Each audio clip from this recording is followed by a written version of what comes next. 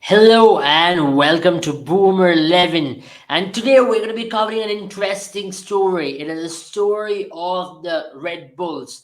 What is Red Bulls, isn't it? Because we've of course heard about the energy drink Red Bull, and but what is it about the Red Bull and their association with football, and how does the Red Bull system work? Because they have sort of control a European market, the American market, and also spoke a Brazilian market in a very short period of time in terms of their investment, in terms of them getting some fine young talents for football. Now, the RB group, as you all know, definitely went in to purchase some of the biggest teams. It started off by purchasing New York Red Bulls back in 2006, where they invested 25 million into New York Red Bulls. Then came up the Austrian team. It was SV Austria, the former team who they went on to purchase, and from there on they went on to name it as the Salzburg, the Red Bull Salzburg, and in 2009, which was the biggest ever purchase when they went on to buy the Leipzig club. It was Markenstedt, the team from Germany, which was one of the biggest teams at that time. They were having local fans out there, but they wanted a connection with the fans, and they chose to go in with Leipzig. They chose a city. Chose to rebrand the team of Markenstedt into RB Leipzig. Now the team which plays in the Bundesliga, German top flight football. But let's talk about the success they've had, isn't it? And let's focus on some of the biggest success they've had. Now let's talk about RB Leipzig for that matter. Now, when we talk about the Red Bull Group, their biggest intent is to go heavily into investments. And as you saw with New York Red Bulls as well, they invested 25 million. As per Forbes, as of 2022, they have a net worth of 290 million for the New York Red Bulls. And that being in New York, it's definitely a high possibility that the value can even soar higher. Now, for any youngster, they've created a proper feeder system, which we'll be covering in the half of this video. What do you mean by the feeder system, isn't it? Now, a player can start out with grassroots football in Brazil in one of the RB group team, move to Salzburg in Australia, which is not the best of leagues in Europe, and then get a contract into playing in the Champions League with RB Leipzig. Then, towards the latter end of his career, can possibly make a move to RB New York, which is New York Red Bulls, of course. Now, that is the system they've created, an ecosystem for Red Bull where the merchandising, the crest. Remember, if you look at all the Red Bull stadiums, they are called with one name. That is the Red Bull Arena.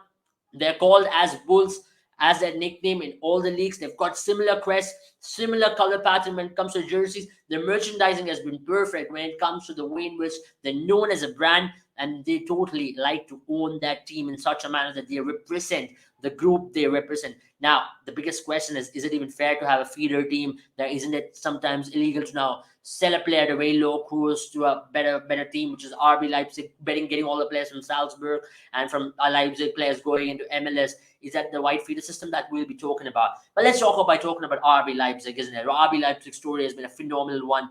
In a very short period of time, from 2009 2017, they made their first ever promotion into the German top flight. Remember, they were a fifth-tier team when RB Group took over of the Markenstedt. From there on, RB Leipzig going into the top flight league of Bundesliga, and then in 2020 playing the Champions League semi-final, which was one of the historic feats for the RB Group, finishing top two. And not just that, just to make sure how the Merkenstadt team has gone on to do well in football, and especially the RB Leipzig, winning the DFB Pokal, and to add to that, to finishing in top four almost every season in Germany. They've got some phenomenal players coming out of the RB group as well. Now, as I mentioned about the feeder system, now this is the most important factor about the feeder system, isn't it? Now, we talk about some of the best players coming in. Now, one of the biggest examples of the feeder system is the players going from Salzburg to Leipzig. You've seen with the likes of Naby Keita, or for the likes of Dominic Szoboszlai or Daito Upamecano. These are the players who were part of the Salzburg team, who went on to play for the Leipzig team, and from there on to different other clubs. They get a lot of money, especially in grassroots football, in terms of getting the right talent in combination and making sure they come good. Their scouting network has been one of the finest in Europe, you have to say so. Now, when you bring up some of the best names in Europe, you have to say they've been able to get some best talents. As I mentioned about Dominic Szoboszlai, or he's been a phenomenal player, hasn't he? He has made his move to Liverpool ultimately, but he's one of the talents which was discovered by Salzburg. We have talked about someone like Adaito Upamecano, who plays for Bayern Munich, and the biggest of them all, Erling Haaland from Salzburg, making a move to Dortmund. So in terms of finding talent, they've approached in the Red Bull manner. The scouting has been excellent in terms of creating the talents and then putting them off Leipzig and from Leipzig to other clubs. In terms of their revenue model, that's been their biggest source of income. Now, even if you look now, they've got players like Guardiola playing for them. They've got Nkunku, who they developed, who they've sold to Chelsea at this point.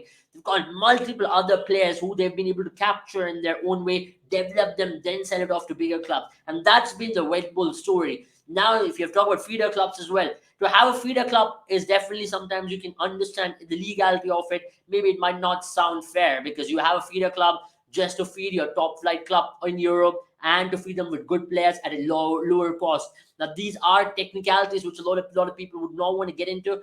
But the biggest of them is that they've been able to find the right talents, which they've been able to feed into the bigger clubs, and from there on to make money as a revenue model. Now, what is it about the RB group? How do they make a lot of money, right? Of course, let's talk about the Red Bull owner. The Red Bull owner, Dietrich Mateschitz. He has been a phenomenal person in this Red Bull journey as well. Now, if we talk about him, he's got the net worth of 15.7 billion, and just so that he owns 49% of Red Bull shares. And to add to the factor, 5 major teams across continents to have them play and to have them be successful. Now, if we talk about the success of RB Leipzig, being a young club, just 14 years old, they've tasted success pretty quickly and they followed an aggressive intent. Now, the modern football has changed quite rapidly as well. Now, if you look at modern football is all about creating and going in an aggressive manner, especially franchise based, coming in, acquiring teams, and pushing forward for success. Now, of course, for a lot of fans in Germany, they weren't pleased with the fact that RB Group did not have the 50+1 rule, which is fans having a stake in terms of their clubs. That is not present in the RB Group. Now, that is one of the major factors which disappointed a lot of fans in Germany. But still, when it comes to achieving success, RB Group has been very much success oriented. They wanted to get in there, push aggressively in terms of acquiring players, acquiring the best of managers. Look at the likes of Nagelsmann, look at the likes of Erling Haaland in the Salzburg team, Naby Keita, Dominik Szoboszlai, Timo Werner. Now, the big names have been always there in terms of their success pattern, and that's how the RB Group has gone forward. Now, do let us know what do you reckon about the RB Group. Can they reach European success or Bundesliga success anytime soon? Because they've been a team who's been on quick push.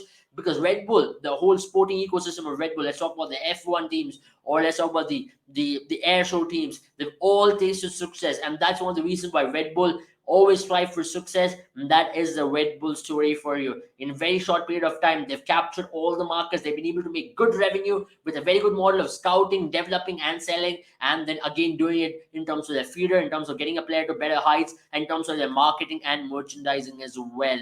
For more of this interesting video information, do not forget to follow Boomer11. Also, subscribe to the channel so we can keep bringing you some exciting content. And also, do not forget to play our fantasy contest with Boomer11. The premium contests are available right now. You can play the India West Indies series. And do not forget, there is a World Cup which is beckoning in India in a few months' time. And the football season starts in 20 odd days. So you can play all of this at Boomer11. So stay tuned for more of these. Thank you.